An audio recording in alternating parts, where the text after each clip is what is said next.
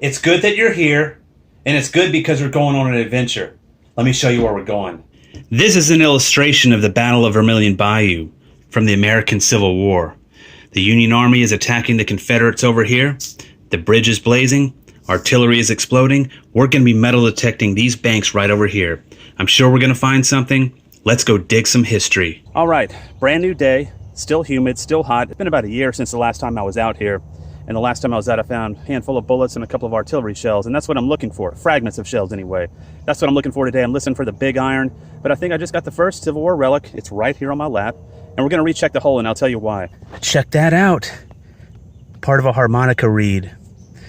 This area that I'm in right now was a pretty large camp occupied by both sides, the Union and the Confederacy, during the war. Quite a few skirmishes in the area too. The only problem is that you can see it's kind of like a layer of clay right here.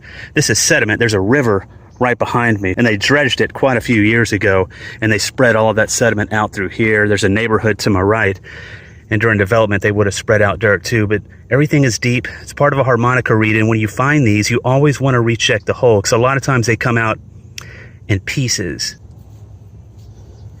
That's in the small brass range, so I'm going to let you know if there's anything else in here.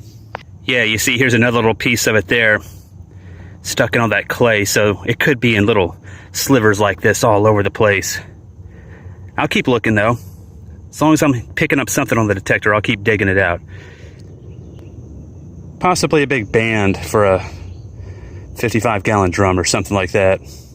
Little pistol bullet, not from the Civil War. Kind of interesting though.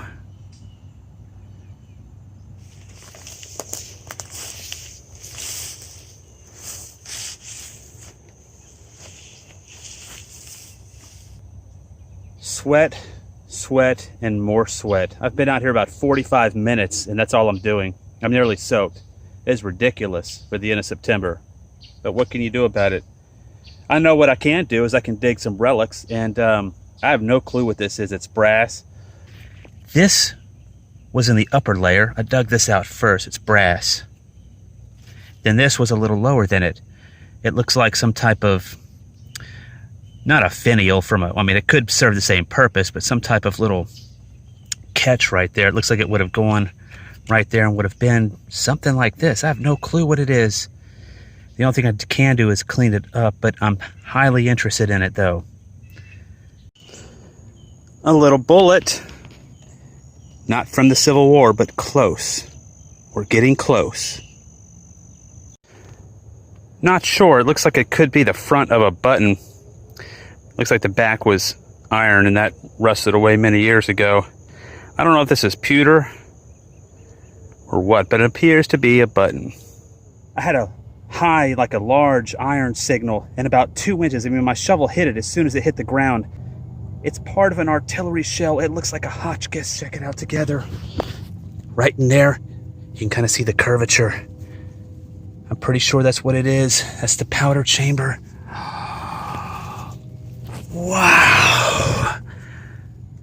Oh yes, that's a Hotchkiss. Oh wow. Here's the powder cavity. This is where the fuse would have gone. Check it out. Oh, the sweat always pays off. Look at that. There would have been a lead sabot around here. Yes, that's a Hotchkiss. Oh no, is that a Hotchkiss or a Schenkl? This is part of a Schenkl shell. Yes, the Union, they were positioned behind me. The rivers along that tree line, they were on the opposite side, shelling the Confederates over here. That is part of a Schenkl shell from the American Civil War. Artillery shells would have been exploding overhead as the Confederates scrambled to organize a retreat. That is amazing. This has been sitting here for 155 years, right at 156 years. The battles around here took place in 1863 in the spring and in the fall. That is amazing to know that this was touched and fired with the intention of killing other human beings. I'm so pumped up. So pumped up. It's old, but it's not from the Civil War. You can see those little reeded little grooves in there. That's always a sure sign that it's not from the Civil War.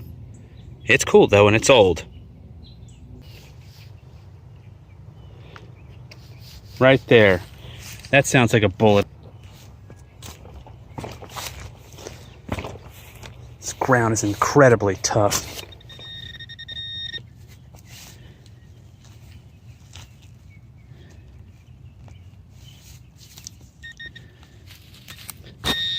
So it's in my hand. There's a bullet right there. Not from the Civil War. I knew it was a bullet. It sounded almost big enough to be a mini ball.